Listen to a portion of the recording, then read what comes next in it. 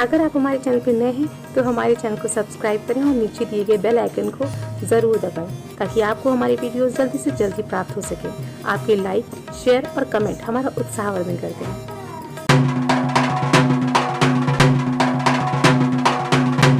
बनना चाहते हो तो, घर में सुख शांति चाहते हो तो, बच्चों में सद्बुद्धि चाहते हो तो, ये 4 होमवर्क नोट करो, इससे तुम्हारा काम बनेगा। इसमें राम कथा के अतिरिक्त क्वचित अन्य तोपि, तुलसीदास जी ने रामायण लिखा तो कहा कि देखो भाई, पहली चीज तो इसमें नाना पुराण निगमागम सम्मतम यद रामायणे निगदितम क्वचित अन्य तोपि, कुछ और भी है, मैं अपने तरफ से कह रहा हूं, निज अनुभव अब कहूं खगेशा, निज अनुभव क्वचित अन्य तोपि। ये 4 समय क्वचित अन्य तोपि, जो 4 हम आपको देंगे ना, उसमें शास्त्र सम्मत बातें हैं, कुछ मेरे अनुभव भी हैं। ये बहुत जरूरी है सुनना। और अगले साल परीक्षा में बैठ जाना और फिर देखना कि मुझे मार्क्स क्या मिला है, मेरी क्या स्थिति है। जो लोग होमवर्क करके नहीं आते वो, हमारे प्रधानमंत्री जी का प्रस्तुतिकरण बहुत अच्छा है। वो कभी घटिया भाषा का प्रयोग नहीं करते, चीप लैंग्वेज नहीं होती। मैंने एक बार उनका सुना तो कहते कि लगता है ये लोग होमवर्क करके नहीं आते। ये रेडियो न्यूज है, आपने भी सुना होगा कभी टेलीविजन में।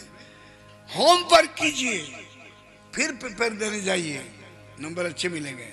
और घर में रहे आलसी तो वहां जाके फेल तो हो गई।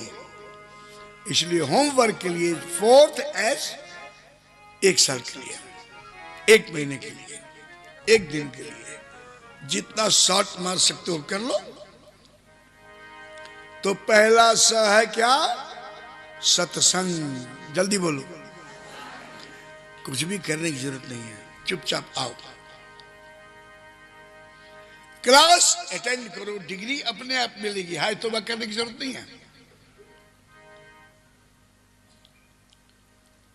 एक आदमी बड़ा अशांत मेरे पास आया, बोले जो स्वामी कुछ उपाय बताइए। मैंने कहा काहे का?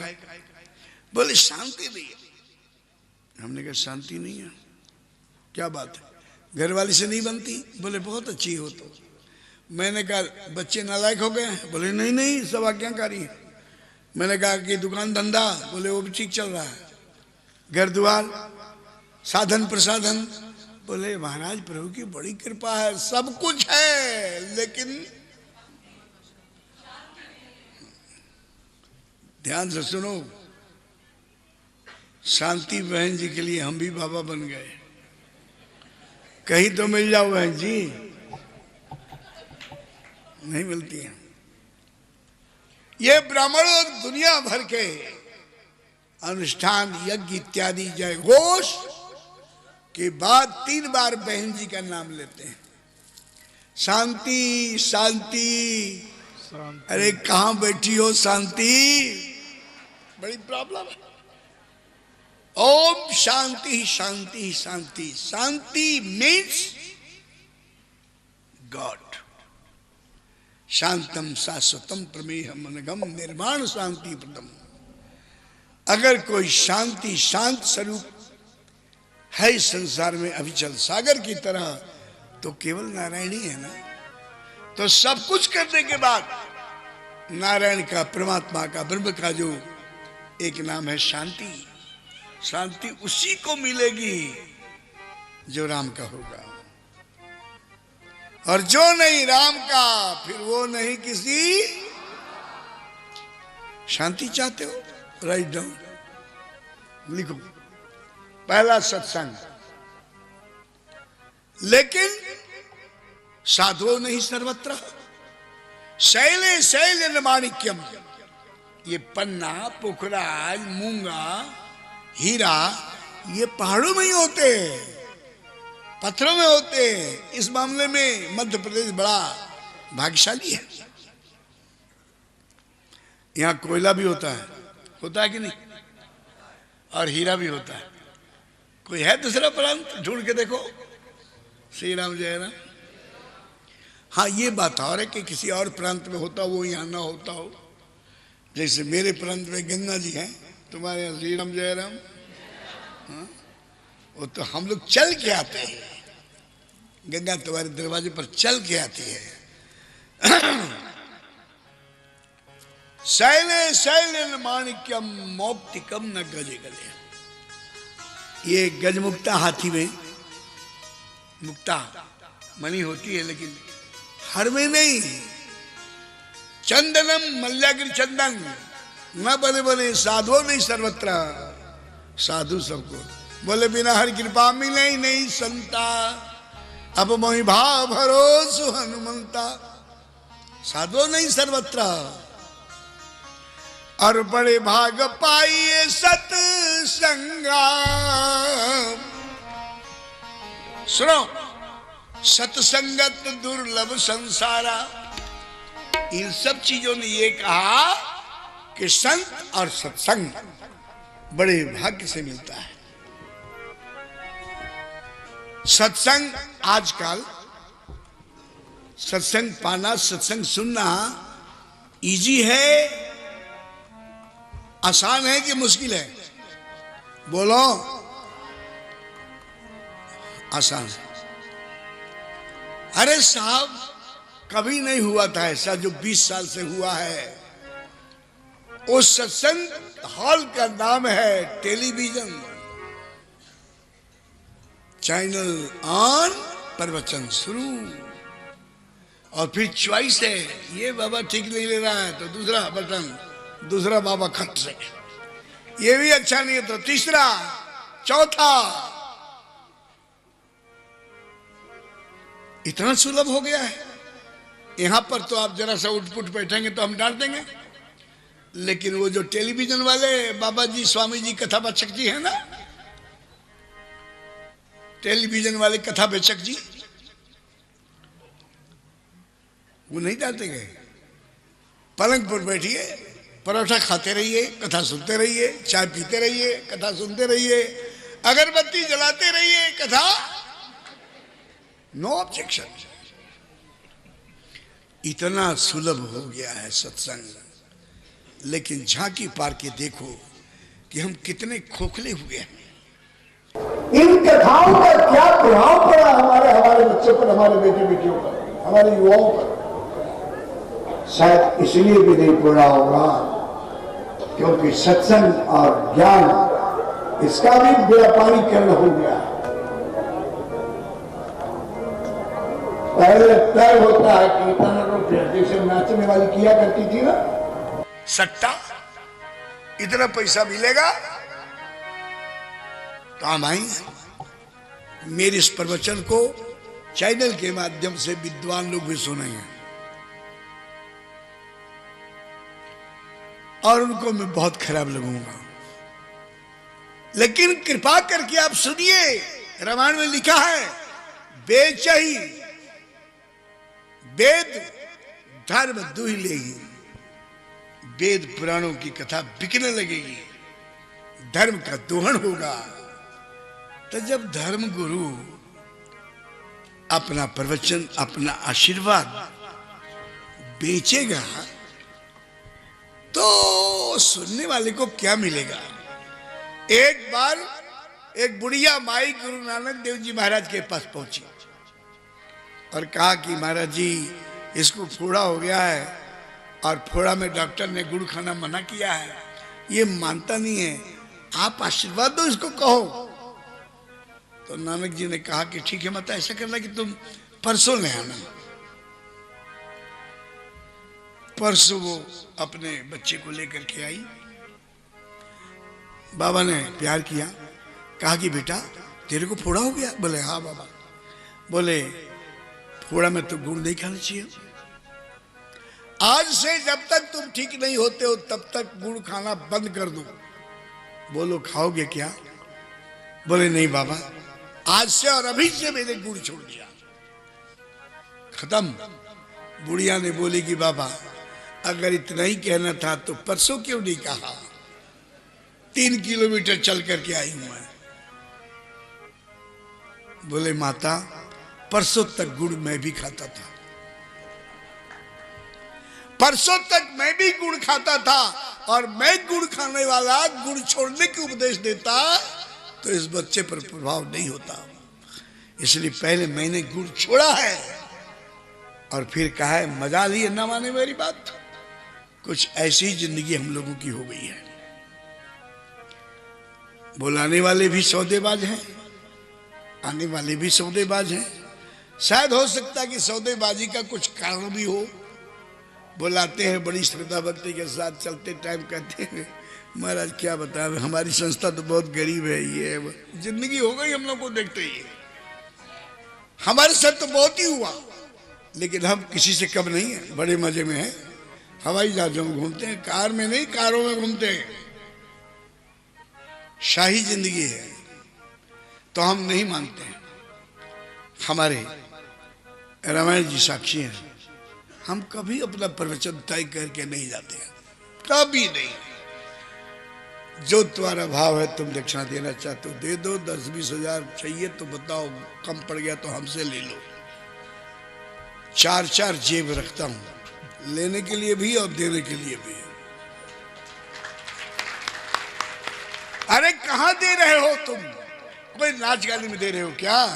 आप यज्ञ में दे रहे हैं, राम कथा में दे रहे हैं, अच्छी जगह दे रहे हो ना। दो दो दो। और नहीं दोगे, एक भिखारी मोहल्ले में आया खप्पर लेकर के, दियता। अरे भैया दे दो, कुछ तो दे दो।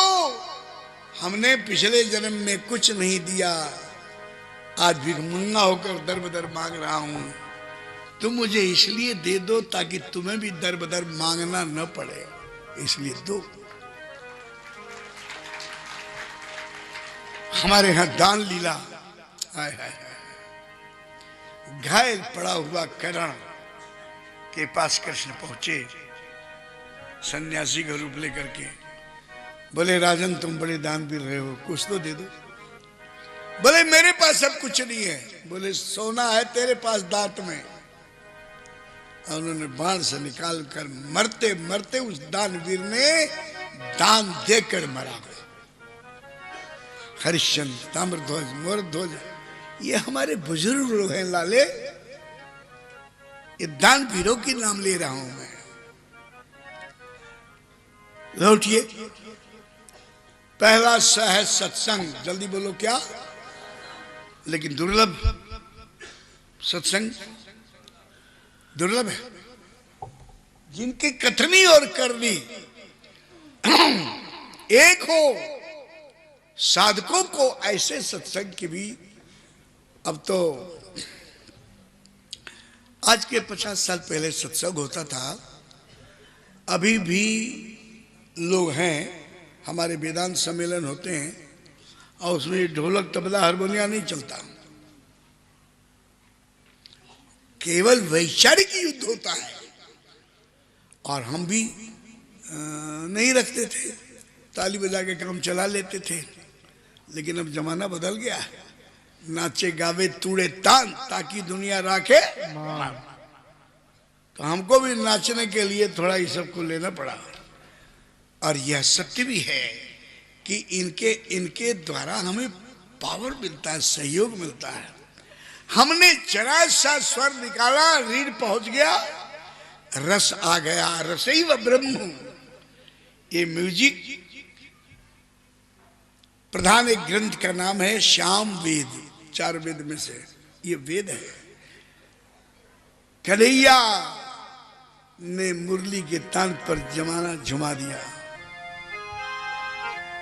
कन्हैया बजाते थे मुरली, और विद्या लॉर्ड ऑफ नॉलेज सरस्वती माता बजाती हैं बोलो।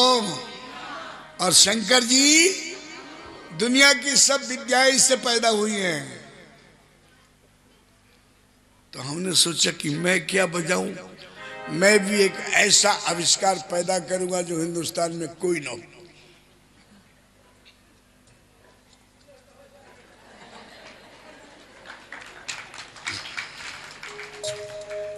आपको न तो बजाने वाला आज तक मिला होगा न मिलेगा, क्योंकि ये मेरी अपना आविष्कार है, इसका किसी शास्त्र पुराण में नाम नहीं है।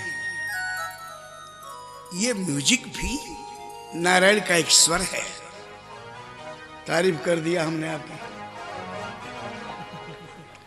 ये हमारे प्रभुनाथ शिष्य हैं और बड़े पुराने साथी हैं। ये हमारे नित्यानंद जी महाराज हरिद्वार से। और ज्ञान मिश्रा, तेरा नाम क्या है? ज्ञान मिश्रा गजब का तबला वादक। और ये लड़का हमको गुना से दक्षिणा मिल रहा है, ये जाएगा हरिद्वार। तेरा ब्याह हो गया कि नहीं? आए फिर यही रह, फिर यही रह। बोल के लिया लाल की। प्रिय सज्जनों, सत्संग न मिले तो दूसरा स्वर। पहला है सत्संग, जल्दी बोलो। न मिले तो स्वाध्याय। कोई शास्त्र आप उठा लीजिए, एक काफी है। और जब पूरा होल्ड हो जाए, लगे कि अब मेरी मास्टरी है, फिर भी पढ़ना मत छोड़ना। शास्त्र सुचिंतित पुनि पुनि देखिए। क्या बताएं, जब तक हम कथा नहीं करते थे तब मेरा चिंतन और स्वाध्याय बहुत चलता था। अब कथा करने के बाद गरीबी आ गई, पढ़ने का मौका नहीं मिलता। फिर भी जब भी मौका मिलता है तो पढ़ लेता हूं। मैं जबरदस्ती दरवाजा बंद कर दूं कि हमारा स्वाध्याय हो रहा है, हम चाहे अंदर सो रहे हो, ऐसा नहीं। 4 दिन के लिए आए, जितने बेटी बेटियां बच्चे इस शहर के हमसे मिल सके अच्छा है बहारे भाग दुनिया चंद्रोज, देख लो इसका तमाशा चंद्रोज। फिर तुम कहां मैं कहां, ए दोस्तों, साथ है मेरा तुम्हारा चंद्रोज। 4 दिन के लिए, इसलिए मैंने तो अपना दरवाजा खोल रखा है। एक दिन कथा में मुझे पहुंचना था 2:30 बजे, और मैं 2 बजे शायद सोया था, और अभी झपकी से नींद आई थी। 5 मिनट हुआ था सोए हुए, और जरा सी नींद आई, इतने में एक सज्जन आ गए। दरवाजा खटखटाया, खोल दिया। मैंने कहा क्या बात है? बोले डॉक्टर साहब आए आपका ब्लड प्रेशर देखने के लिए। मैंने कहा तेरा दिमाग ठीक है? उसके बाद फिर चले गए। उसके बाद वो ब्लड प्रेशर देखने ही नहीं आया। मैंने कहा 25 साल के छोकरे की तरह मेरा ब्लड प्रेशर है, ब्लड प्रेशर बिल्कुल कंट्रोल है, लेकिन हमारी जो सोच है ना वो बैलेंस्ड रहती है, संतुलित रहती है, न कम न ज्यादा। काय को ब्लड प्रेशर होगा? हम बहुत चिंतन नहीं करते, काय को होगा? बहुत बर्डन नहीं है। अरे राम जी का काम, राम जी चला रहे, हम क्या होते हैं? श्री राम जय राम।